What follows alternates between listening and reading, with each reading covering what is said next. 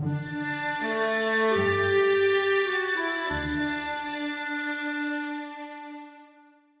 at this time, I'd like to introduce Ram Mehran, FreeMind's managing partner, delivering his presentation on non-dilutive source of funding, how we have seen or perceive it to be the life science engine behind R&D, driving R&D. So, thank you. Thanks, yeah. Well, good morning, everyone, and thanks a lot for joining us. Indeed, record attendance, and we're really happy everyone's here and to be here for the 9th year now. So that's becoming a tradition, and we're hoping next year will be even better for our 10th annual.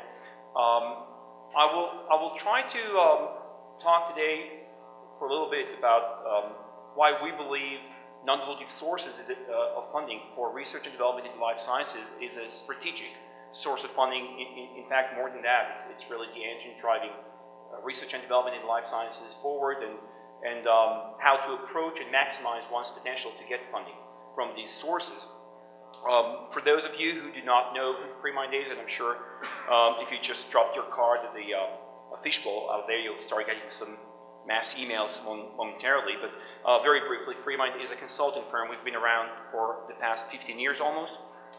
40 full-time employees, and basically what we try to do is one thing. We try to help our clients get as much money as possible from non-dilutive sources to support research and development in the life sciences. We work with academics, universities, medical schools, medical centers, research institutes, with the industry, anywhere from very small startups to 3, 4 individuals, and up to the very largest, the Lillys, the Pfizers. And we work with foreign, non-American clients, both academics and industry as well. About 20% of our clients are non-American. Europe, Canada, Australia, etc.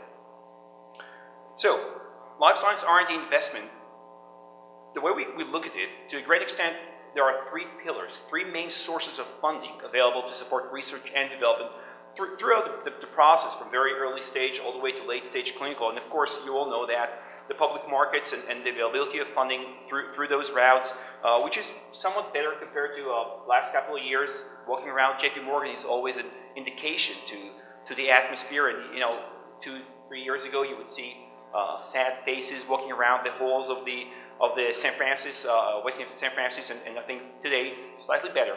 The private funding sources, both VCs and angels, and from that perspective, anyone out there trying to raise money from VCs knows it's tough. It's very, very difficult, and in fact, there are some major changes going through this route and this market of VC funding for life sciences. In fact, the past years, we've seen many VCs actually purchase IP and create their own companies and fund their own companies rather than take money outside.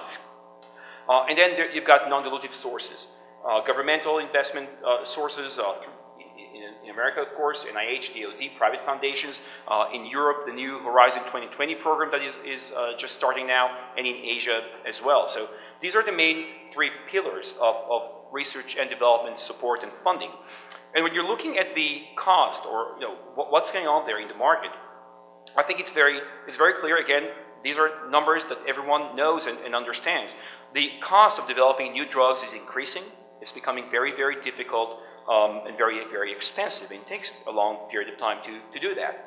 And at the same time, the average cost, the average sales, the peak sales, once you are able to complete your development and to be very successful with that, are dropping significantly. In fact, between 2010 and 2013, a drop of 43% in peak sales for new drugs developed. So it costs a lot more, you get a lot less, and of course, the return on your investment is dropping significantly.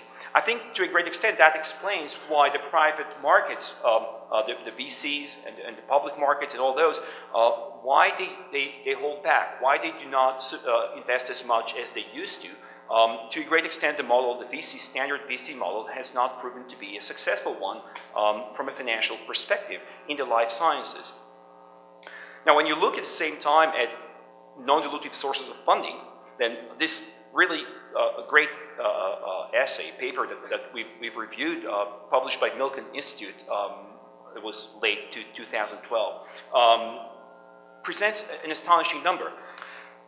they've shown that for every dollar you will receive from non-dilutive sources, from government sources of funding, you will be able to get $8.38 in direct R&D funding from private sources. These sources of funding do not only give you the money. I mean, the value of $1 million is $1 million, of course, but it actually projects to a lot more than that. It gives you a validation of your work. It gives you acceptance by the scientific community. It gives you a better positioning vis-a-vis your investors and potential investors, and it gives you a better stake at your own company because these are non-dilutive sources. And the result is more money and a better chance to develop your drug or your medical device and move forward.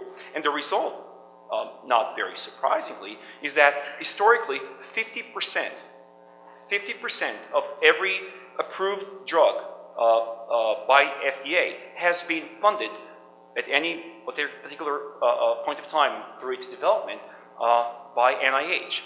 This is a very important figure to remember. Non-dilutive funding, if there are any investors out there in the audience, non-dilutive funding, if you're looking for a differentiating factor, if you're looking to know which of the drugs you're investing in is going to make it, well, this is a number you need to remember. If you're able to win non-dilutive funding, chances are this drug is going to be successful. And that's something that every CEO, every CFO, every entrepreneur needs to take into account as they move forward, strategizing as to their investment and funding policies and strategies, trying to successfully develop new drugs and get their company going. When you look globally at the map of R&D investment in life sciences, then we've all witnessed a drop in American investment compared to the rest of the world. Still, America is number one by far, with 45% of the total global investment in R&D. But it is a drop from 51% in 2007. The key point there is the fact that the drop is completely attributed to the private sector. There has not been a drop in in government spending and investment in life sciences research and development. There has been a significant drop in private sector investment, and therefore the American total share of the global non-dilutive of the global funding for research and development has dropped significantly. At the same time, if you look carefully, I'm not sure if you can actually see that, there has been an increase of 313% in Chinese investment, again, government investment in life sciences research and development. So this tool of non-dilutive funding, this source of funding is a major one. This is the tool that is driving this industry forward. This is the tool that differentiates between successful and unsuccessful new drugs and new mechanisms and new platforms and new devices. And so this is something that I believe every CEO must strategically seek and get to move their companies forward. At the same time, this is not the only source of funding, of course, and it shouldn't be considered as one. I definitely believe that to be able to get a good, strong company, you cannot devote yourself, you cannot depend solely on non-dilutive sources. These are great sources, but definitely don't count on them alone. You need to have a diverse and balanced investment portfolio. You need to be able to bring in money from different sources and not depend yourself only on one. Approach angel, approach the VCs. If you're big enough and strong enough, go to the public markets. But at the same time, you must continue strategically to seek for non-dilutive sources to accommodate other aspects of the research and development needs. I think looking at this slide now is going to put everything together to an extent, because the average cost of raising money from private sources, angels, VCs, etc., is between $60,000 and $120,000 for a one-year campaign. Investment of 600 hours to do that, going through different events, just like the one we're in JP Morgan, going through different presentations and trying to seek interest by different investors. And then overall, of course, it costs a lot in terms of equity. You will pay significantly for the money you will receive. At the same time, a non-dilutive campaign, let's assume 3 to 5 different applications submitted over a course of a year, will yield the same amounts of money most times, will cost you only about 300 hours, and ultimately will be free, is equity free. non-dilutive, completely non-dilutive. No IP issues, no royalty payments, no matching funds. So as you move forward, again, I want to stress this. I do not proclaim that you should not go for VC money. I just say if you go only for that, if you ignore completely the major source of funding, the main one driving this industry forward, you're missing out. So, non-dilutive sources. In the US, you're looking at about $50 billion awarded every single year. And it has not dropped in the past year, even though we went through sequestration, even though we went through all these nasty things with our economy. The main source of funding is the NIH. 27 different institutes and centers devoted to different indications, different populations, literally covering every single aspect of health sciences, from development of new technologies, platform technologies, healthcare IT, nursing, and then specific populations like aging or child health through specific indication, infectious diseases, cancer, heart and lung, etc., covering literally everything that is out there. Other sources within the HHS will include BARDA, FDA, CDC, and NSF. All of them award funding, award money to support specific projects. And then DoD is the other main source of funding within the government, US government, through different specific mechanisms and programs. The third or fourth part of the non-dilutive sources seen are the private foundations, and there are many of those out there. Gates, Michael J. Fox, JDRF, and many, many others. And I'll try to touch upon very briefly each and every one of these groups in the next few minutes. So when you look at the NIH, and the NIH is really the biggest one and most interesting and important one, this is the NIH budget. And I'm not sure you can see all the details there, but they're not really that important. This is what you should take home. The great majority of NIH funding, of NIH budget, out of the $30.9 billion, $26 billion, about $26 billion, are devoted to support external research and development activities. They cover everything from early stage, exploratory type research, all the way to late stage clinical trials. They cover every indication, every population, every scientific research you may think of, research and development.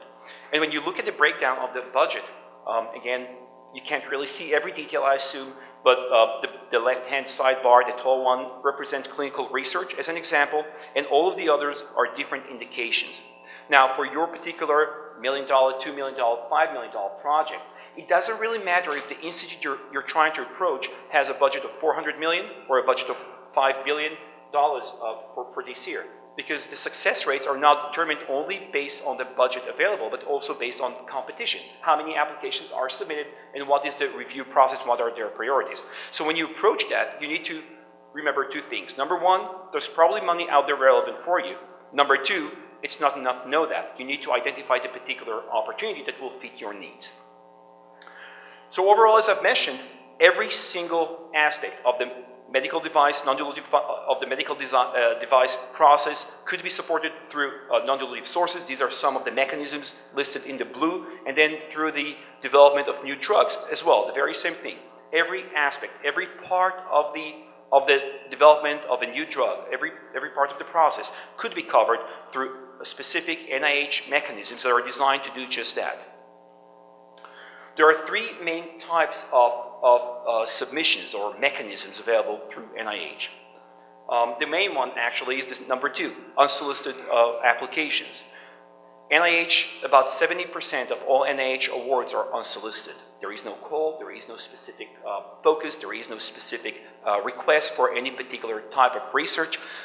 I think this is an amazing thing, especially if you compare it to some of the rules and regulations within Europe or other places around the world, where this allows great flexibility. This allows researchers to step forward and present wonderful science that someone at NIH may have not thought of, and that allows a lot of opportunity for all of you, for everyone in the industry. So that's a very, very important tool. The main two mechanisms that cover these unsolicited and were discussed earlier in our pre-conference workshop are the R21s and the R01s. The R21s are early stage, very exploratory type research, lower amounts of money, and the R01s that are more advanced, next step, more money, longer period of time type awards. In addition, the other 30% or so are specific solicitations. These are very determined, very specific, very targeted focus areas. They'll be very detailed in what they're looking to support. Many times they'll be more advanced in terms of research, stage of research. Could be clinical, could be even late stage, could be formulation or developmental. And they would usually allow for additional amounts of money, larger than the standard R01. Last specific mechanism or route are the BAAs, the Broad Agency Announcement. These actually refer mostly to BARDA or to DoD, and I'll get to that later in the presentation. But these are very, very interesting. I think the one last point to mention as far as mechanisms and availability of funding would be to differentiate between grants and contracts. From your perspective, to a great degree, there is a difference. Getting money from the government to do your research, whether they call it a grant or a contract, doesn't really matter as long as you get the money. But generally, very generally speaking, a grant allows you to conduct the research you have presented, assuming all difficulties of research. There are no specific milestones that you will have to meet. It's more flexible to a degree, while a contract will be a specific contract signed with the government to supply research activities, and therefore it will be milestone based. It will usually be larger in terms of the funding it will give you, but also many times will be a cost reimbursement mechanism rather than you get the money up front to conduct research. A very important tool that must be focused on, although I must say, please do not be misled. This is not the major one, although most people within industry believe SBIRs are the most important mechanism available. SBIR and STTRs are an important tool, but by far they're the smallest one available. It's only 2.5% of the entire budget available, and you are eligible to go for any other mechanism that is almost any other mechanism that is out there. SBIR and STTRs are broken into two parts. Phase one, about $150,000 per project. Phase two, about $1 million. And I think the important thing to remember is that in the past year, in 2013, there has been specific changes that were put into the regulation of the eligibility of companies to win the SBIRs. The main one is the fact that most of the VC-backed companies are now eligible to submit for SBIR. That's something new that was not there before, and it's very, very important. At the same time, please keep in mind, what it actually does is increase competition. The money was not increased. It's still 2.5% of the budget, but there are a lot more eligible companies who could submit. So it's much tougher, it's very, very difficult, and you need to compete harder to win the award. There also is a slight increase or an ability to increase the particular application you submit, the award you may receive, by up to 50% if you can justify it, specifically in relation to the science that you present. Also, there is a plan to increase budget for the SBIR up to 3.65% of the entire available budget by 2017. Again, very important that this budget is increased, but keep in mind, still the smallest available source of funding compared to other mechanisms within the non-dilutive scene. And then lastly, and I think probably the most important part of this, many small companies, many startups are by virtue virtual. To a great extent, this is the only model that allows a company to exist today, a small one at least. And although up to middle of 2013, this was not acceptable. A virtual company could not win SBIRs. Today, there are some flexibility in relation to the eligibility aspects of virtual companies to win SBIRs. So these are some of the main changes with the SBIR program, and indeed it is an important program to take a look at. Looking at the NIH budget for 2013, and we try to break down the awards companies receive from NIH, just to understand what part of it is SBIR, what part of it is non-SBIR, to kind of understand the misperceptions and possibilities. So this is the breakdown between different mechanisms, P awards, R01s, R03, SBIRs, U mechanisms, U01, etc. Again, I think this is a better representation of it. So about 50% is SBIR, and about 50% or less is non-SBIR. But I think the most important part to remember from this slide is the following. The SBIR part is done. That's it. It's not going to be bigger than that because the entire 2.5% allocated for SBIR is awarded. At the same time, the non-SBIR represents the number of submissions. The more companies submit R01s and R21s and U01s and non-SBIR mechanisms, the more chances are that more companies will win. And so the only way to increase the pie of money available for companies, or actually awarded to companies through NIH, is through submission of additional non-SBIR mechanisms to the NIH. These are acceptable. You are eligible to it. They're not only academic. You do not need necessarily an academic collaborator to do so. And in fact, there are some changes even with the review sessions, as more and more industry leaders, researchers from industry sit on those review groups, and then they bring a different approach to the review of an application coming from industry compared to academia. So if we touch upon that, ultimately an NIH application needs to mitigate the needs and interests of a specific institute. Why would they want to give you money? What is the rationale behind it? It's not just taking your science and placing it on the format, sending it out and hoping for the best. You really need to take into account the way you present the application, what you're trying to achieve, the audience you're talking to, and what are your main messages and aims. To a great extent, with about 10 to 17% success rate at NIH, different mechanisms. The challenge is quite great. So the question is not whether a particular application is great and will be funded, but rather which of these applications will be chunked out because they're not good enough. About 85% will not be getting the money. So you really need to be unique, but you need to be unique in a certain particular point. To a great extent, the review process is a risk evaluation. It's not pure scientific discussion. They try to see what parts of the applications, which applications are very innovative, very significant, very important, but at the same time, they're trying to lower the risk. The way to do that is through presentation of your capabilities, of data that you have available, of putting in confidence and understanding to the reviewers, making sure they understand why it is worth their while to give you the money, why you can manage it and be successful in completing the project, the very innovative and significant project you're presenting, within the time limitation of the project, and then within the funding, the budget that you're requesting. If you can work through this dilemma between innovation and risk, if you can put together an application that will be solid while significant, capable and full of good data that will support your claims while innovative, this is the recipe for a winning award. This is exactly what you should try to do. The NIH review process basically is a single submission process compared to other mechanisms that are available. You submit the application. There are 3 main deadlines in February, in October, and in February, in June, and in October, every 4 months. And then for the SBIRs in April, in August, and in December. And then in between, there are additional deadlines for specific solicitations. When you look at DoD, at BARDA, at other mechanisms available and other agencies available, the review process is different. Most times, not with all applications, but most times it's a 3-submission or a 3-stage process compared to a single submission with the NIH. First, you submit a 1-pager, a pre-proposal, usually 2 to 3, up to 5 pages long, where you will present your project. Then, if they like it, they will ask you to submit a full proposal. You'll have about 60 to 90 days to do so. And then if you go through that process successfully, you'll go into negotiations with the agency to determine the specifics of the award. What exactly will you do? How much will you get for it? Keep in mind, while most of the work is with stage 2, the full proposal, and it's very difficult, very robust and many pages and a lot of details, to a great extent, the real challenge is putting together a great 1-pager.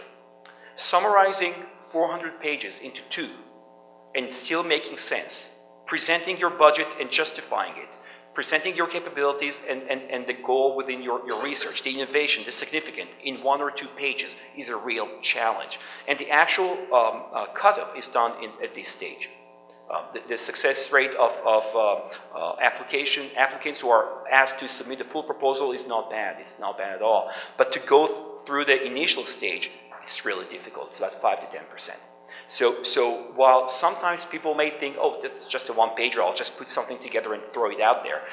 It's not. You really need to think through. You need to know the entire strategy. You need to know where you're going and how you want it to look like for the reviewers when you submit the 1-pager. This is probably the most important part of it.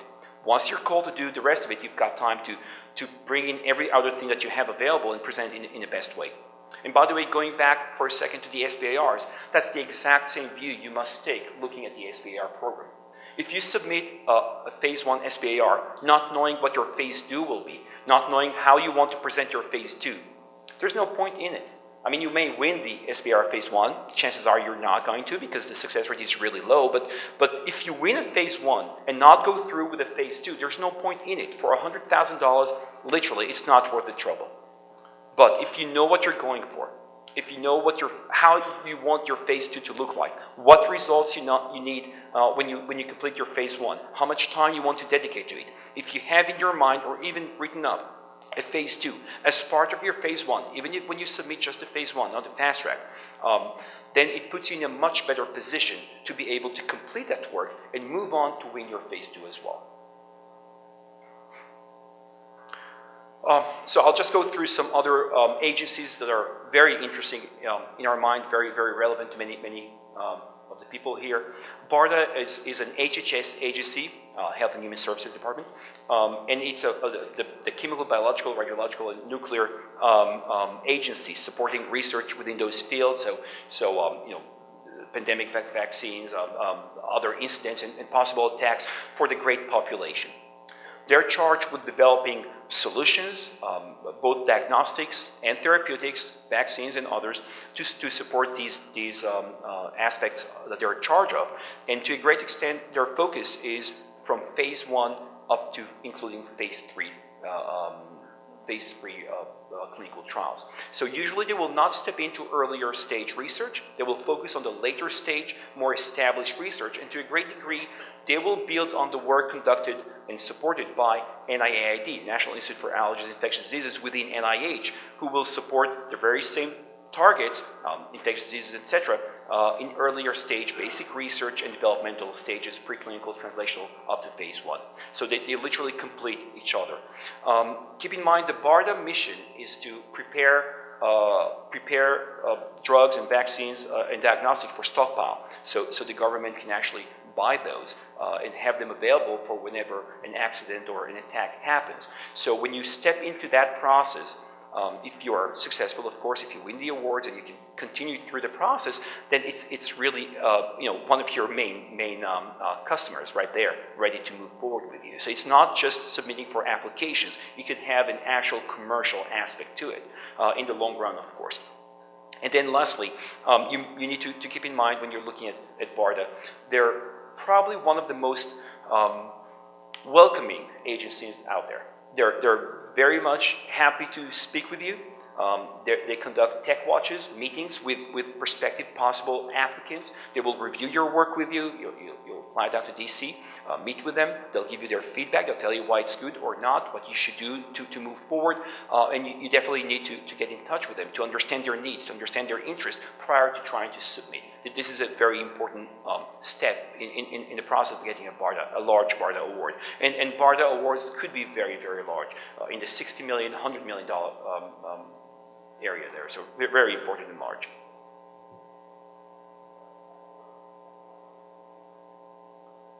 DoD, of course, is very large. DoD has a significant budget dedicated to support research and development within the life sciences.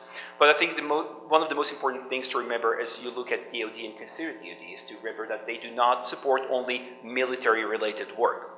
A lot of the work is there to support not only the servicemen and women, but also their families and veterans, and so that to a great extent represent the entire population. So at DoD, sometimes you'll find work that is completely non-military oriented, like research on autism, or breast cancer research, or other such aspects that someone may not associate necessarily with DoD support.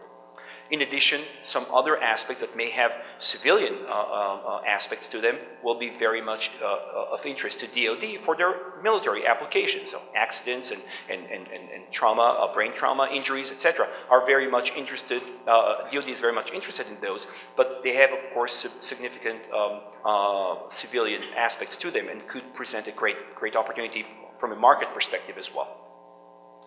Within the DoD, I'll touch on these 3 specific programs. And DARPA really is, I think, probably the most interesting agency out there. It's not necessarily life science. It will go through everything that is, any really great, crazy idea you may have. Literally, they're looking for projects with 2% chances of being successful, ultimately. So any crazy idea you have on how to put a man on Mars or anything like that, DARPA, is the place to go. Their projects, their awards are milestone oriented, as of course a result of a high risk, high reward type interest. But still, they're very, very interesting. They're very good, and very happy to hear any idea and any possibility that you may have. DITRA, to a great extent, DITRA is the DoD version of BARDA. They focus on the same areas, they fund the same type of research activities, late stage vaccine development, etc. Their focus, of course, is with military oriented, the use of it or protection of it by and for the soldiers in the front lines, but still the result is a research funding for research that is very much similar to the one that BARDA will give, and therefore they're not competing, they really work together. But if you develop a flu vaccine, they'll be very interested, and BARDA will be very interested as well. So when you go out there to try and see which is the best opportunity for you, you need to take both into account and make a decision on which represent the best opportunity for you prior to submission. And then through the U.S. Army, there are different funding sources and different mechanisms available to support, again, different aspects of research and development that may or may not be of relevance for the military use, and that could include wound healing and pain and other such specific fields of research. I think overall, though, the most interesting for the general market, life science market, the most interesting mechanism within DoD is the CDMRP. The CDMRP, by definition, is not looking for specific military use research. They've funded breast cancer research, they've funded MS, they've funded, they've got a list there so you can go through it yourself. And they fund it in very large amounts of money, both early stage research and late stage clinical research. And the CDMRP, unlike most of DoD's work that is based on a BAA that is ongoing, you can submit the pre-proposal any time of the year, and unlike the NIH that you have 3 deadlines throughout the year in October, February, June, October, CDMRP is an annual event. Around the March-April timeframe, they will issue their specific solicitations. Then we will know exactly what they're looking for. There will be specific deadlines for each of the solicitation that is out there and published, and then you will need to submit on time the one-pager and then follow through with the rest of the process. But they're very important and definitely worth looking for as you move forward in the next couple of months. They're by far one of the most interesting sources of funding available that many people are not aware of. Just a quick word on the private foundations. I think as far as private foundations are concerned, there's a great difference within this world. There are some foundations that are very small. There are some that are very, very large, like Gates. But I think the most important thing to remember there is the fact that many of the private foundations take a different view into what determines non-dilutive sources or non-dilutive funding. Many of them will ask for royalty payments or for paybacks or for matching funds. Due to different reasons, and of course these are private foundations, they can do that. So as they do represent great source of funding, and they definitely should be considered and taken into account. One must consider the specifics and the small prints as they move forward. This, of course, is not true for the government sources, as they all, they have the regulation and there are no strings attached and there are no IP issues, etc. So as one moves forward, trying to maximize their chances for success, hoping to move on to get as much money as possible from non-dilutive sources, so they can add money to their organization in addition to VC funding and to private angel money, etc. It is our belief that you must create a multi-submission strategy. Submitting a single application in a 10% success rate environment there's no point. The chances are not very high that you will win.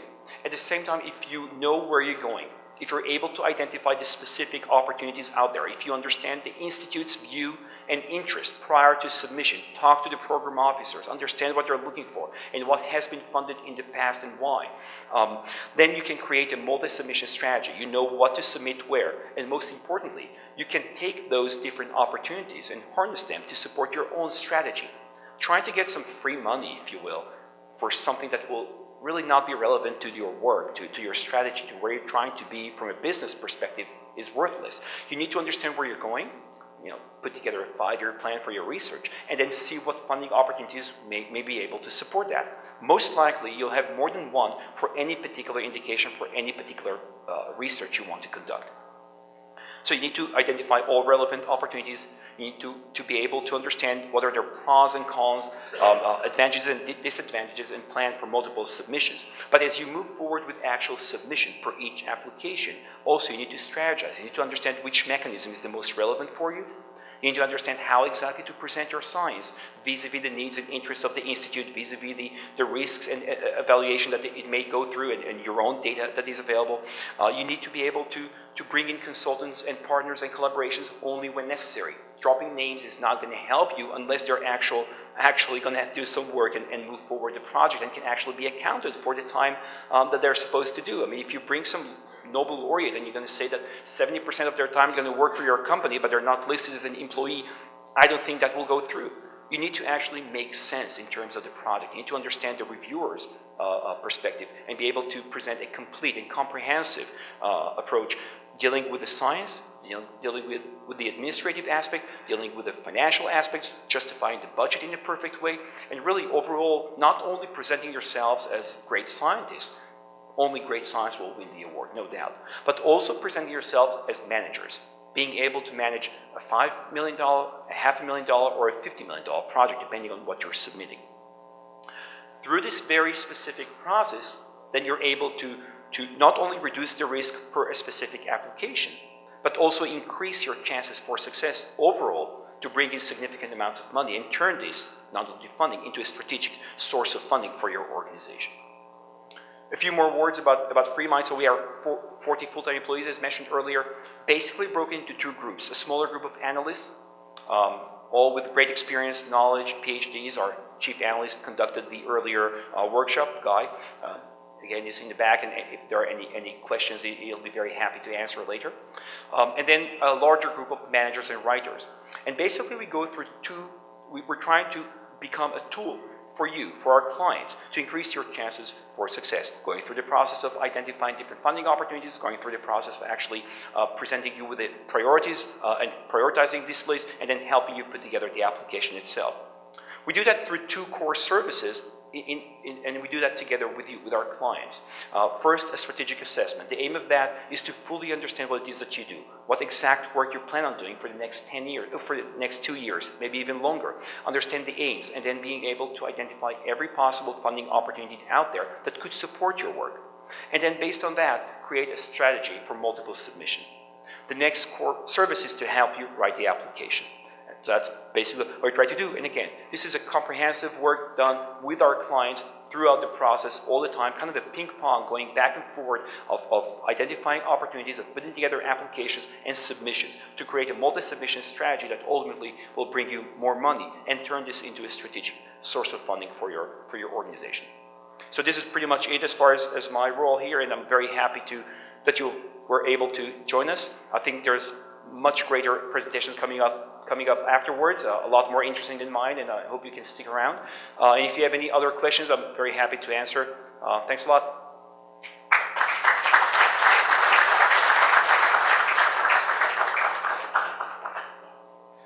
I think one of the key issues is how one defines a project. And we've learned that to a great degree, the way you would or a company would define a project is very different from what NIH or DoD would define as a project. So many times a company will define a project as starting with the time you purchase IP and ending when you exit the company. For NIH, this may represent 20 different projects. Project will be very specific, very, very detailed. We'll have a very clear start point, end point, and achievements you're supposed to get through. And then you need to present the challenges and how will you overcome any of these. So when you ask if it, for one project or multiple projects, I would say multiple, and then within the multiple, multiples of the multiple, because everything that you do, and then each of those you need to target. Take a specific example. If you work, for example, on a new imaging process for breast cancer, you could target funding for that from different directions. So the obvious place would be NCI. Cancer is their specific disease that they're focusing on, the population, and obviously there's a connection and obvious reason why you would go to NCI. At the same time, NIBIB, National Institute for Bioimaging and Engineering, would be a great target as well. Now, you could either break down your work to separate projects and submit each of those, or you can actually take the very same project and you may tell a different story on the very same specific aims if you're approaching NIBIB or NCI. Deciding which one it should be depends on how much money they may offer you and what are the success rates and other aspects you want to look through. But it could be either a complete overlap, in which case you need to decide, or it can be a very minimal or no overlap at all, in which case you can actually submit more than a single application. Same goes with the CDMRP that is interested in breast cancer. Same goes for Komen Foundation. So you have here 4 different large sources of funding available for the very same work that you do, project in your terms. But the idea would be to take that project of yours, break it into many different small projects, and then attach for each of those a specific funding opportunity that will fit the specific needs of a specific source. So related to what you say now is probably directed to different institutes, but the review is done by study section. So focus on the study is very similar. How do you direct that? So it couldn't work maybe 2 similar applications review by the one study section. You probably need to arrange in a way that the one goes. Oh, absolutely. I didn't mean to say to submit the very same project to more than one place. Right. No, you can't do that. You shouldn't do that. What I meant to say is to break down your project, your definition of a project in such a way that will create 2 separate, completely separated projects. The NIBIB study sections are not reviewing NCI projects and vice versa. If you can differentiate the technology development and the bioengineering aspect of the work, just in this example, and then differentiate a clinical trial of specific cancer patients, then this would be separate focused project that they will not be going to the same study section. Yes, please.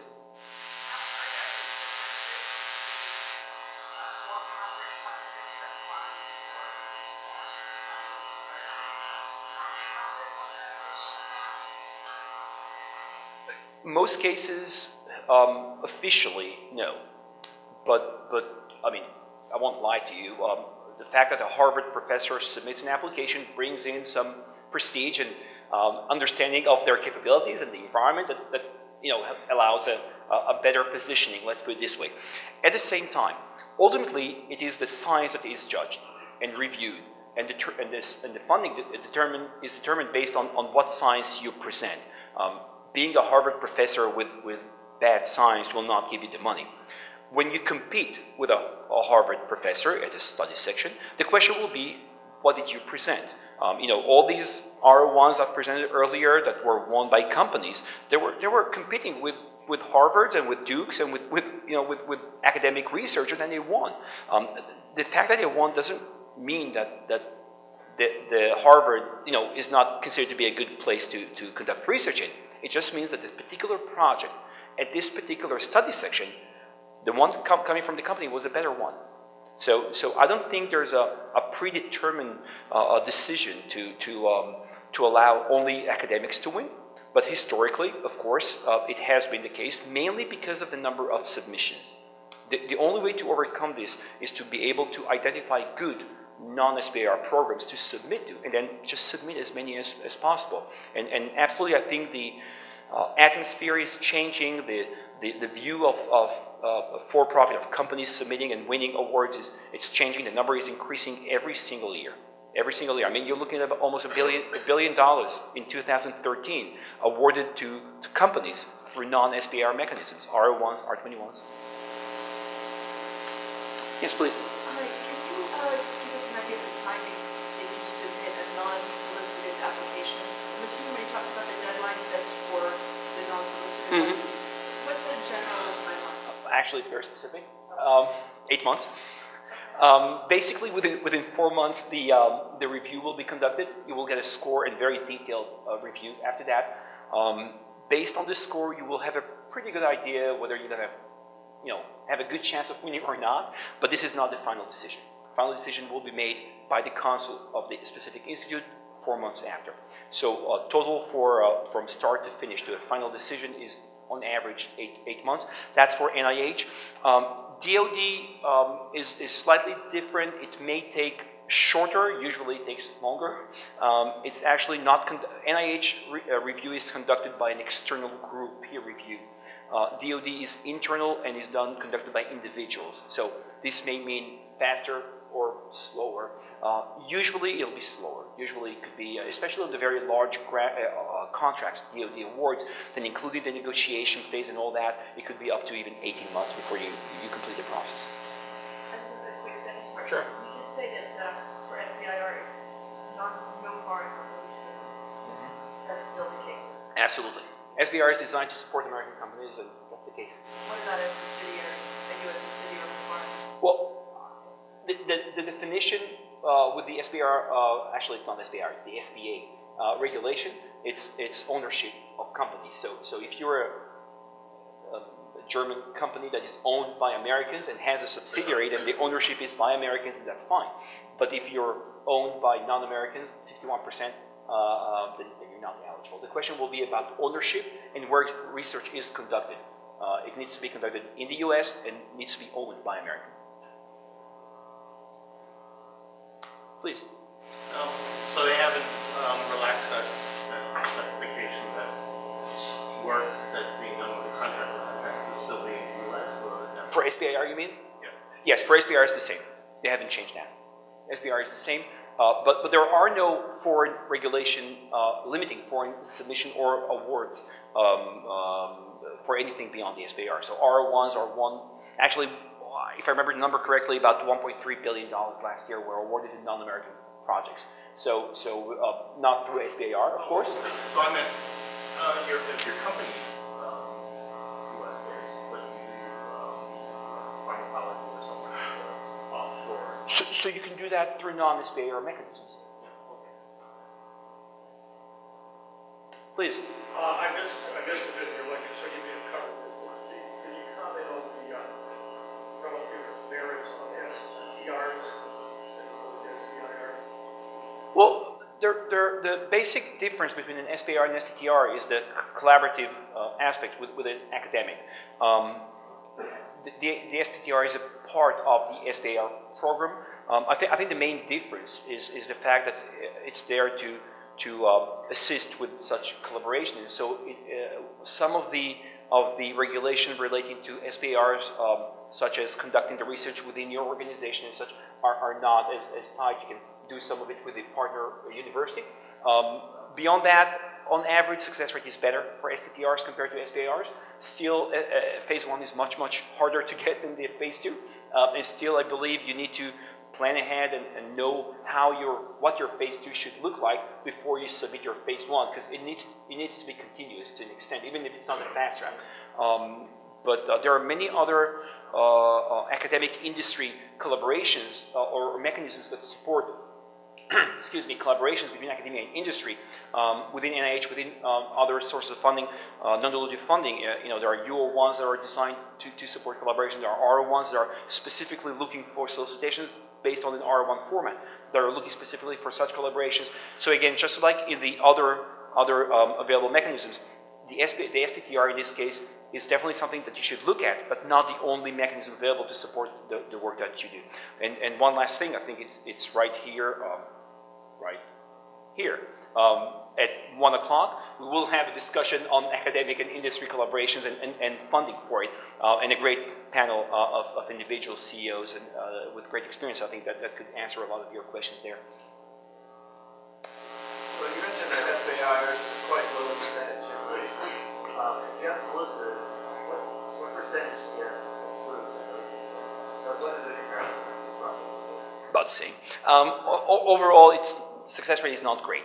I think the average NIH is about almost 17%, but that will include some mechanisms with very high success rates.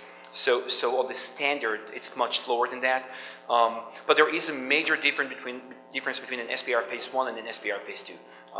Of course, just like with the one-pager and the full proposal, those that don't like, they just chunk away. So if you have won an SBIR phase 1, what you really got is not $100,000, which is not a big deal, but rather a key go in and submit your phase 2 whenever you complete your phase 1 work. So that's really the focus you should take there. And success rates with the phase 2 is much, much better. Yes. You mentioned the R01 and R21. R01 is the smaller one, and R21 is the bigger one. Just rough idea on the project duration and the funding package.